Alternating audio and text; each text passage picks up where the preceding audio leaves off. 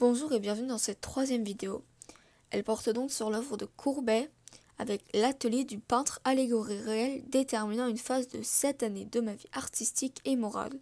Il s'agit d'une huile sur toile de 598 sur 361 cm, est exposée au musée d'Orsay et a été peinte pour le concours de l'Académie de 1855 qui était donc l'exposition universelle.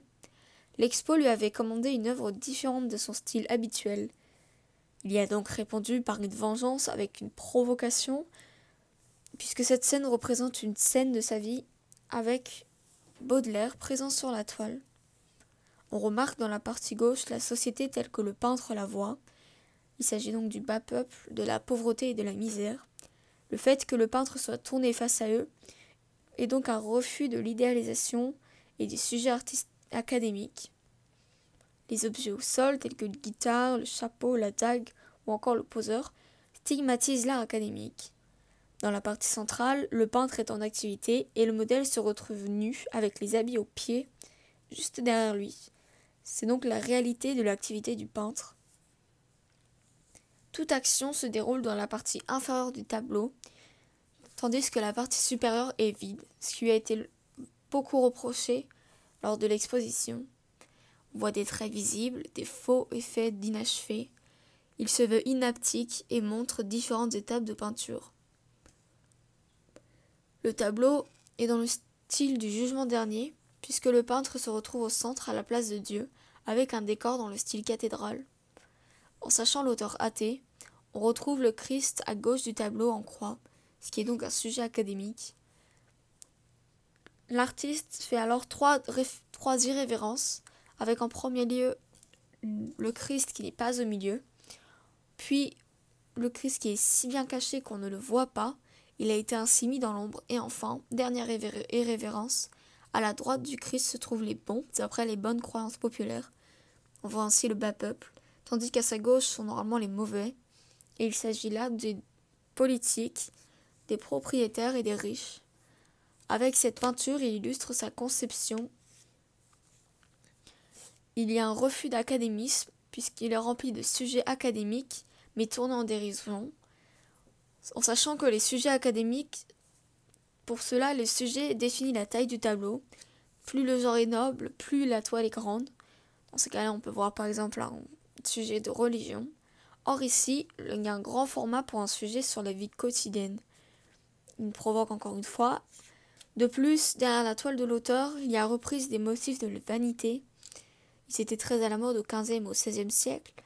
Il porte un double message avec le memento mori, souviens-toi que tu vas mourir, et le carpe diem, qui incite à vivre la vie au jour le jour.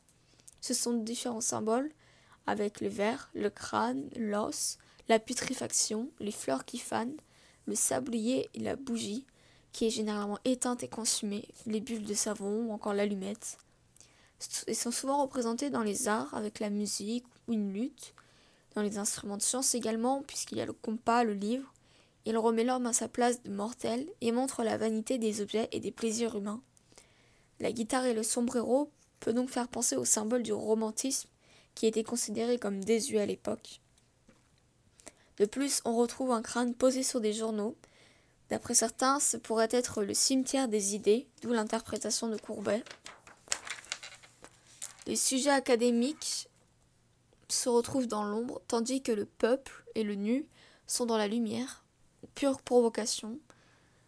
Le peintre prouve qu'il est capable de peindre un sujet académique, puisqu'on retrouve un nu, sauf qu'au lieu d'être une muse, elle se retrouve derrière le peintre. La femme est là en tant que jeune femme avec une robe à ses pieds, c'est pratiquement érotique, c'est donc différent d'un nu académique. Il y a également une représentation des paysages avec sa toile, et enfin des animaux qui sont souvent des sujets étudiés lors des études aux beaux-arts. Dans le tableau, on retrouve différentes classes sociales. Donc on peut retrouver deux interprétations d'après certains critiques. La première étant que la lumière qui vient de droite apporte la connaissance aux amateurs d'art et qu'à contrario, les toiles sont retournées côté gauche et elles sont donc la représentation de l'ignorance du peuple qui ne se préoccupe pas de l'artiste. Une seconde interprétation, c'est que l'illustration de l'absence d'avenir de la société, puisqu'elle est passée à gauche, et qu'à droite, l'art éclaire le monde. Passons ces interprétations, on voit que devant le tableau se trouve un enfant du bas peuple. C'est le seul qui regarde le tableau, il porte un regard innocent sur le monde. On peut donc y voir que l'enfant représente la génération future et qu'il faut éduquer les enfants du peuple pour qu'ils accèdent à l'art. Courbet, dans son œuvre, attaque l'académisme et les conventions. Il a une volonté de provoquer et de choquer. Pour ceux voulant approfondir cette étude, on peut se référer à la série Palette qui porte sur l'art et dont un épisode porte sur Courbet. C'est donc la fin de cette vidéo. Pour la prochaine, nous passerons à l'étude de Basile, avec l'atelier de Basile.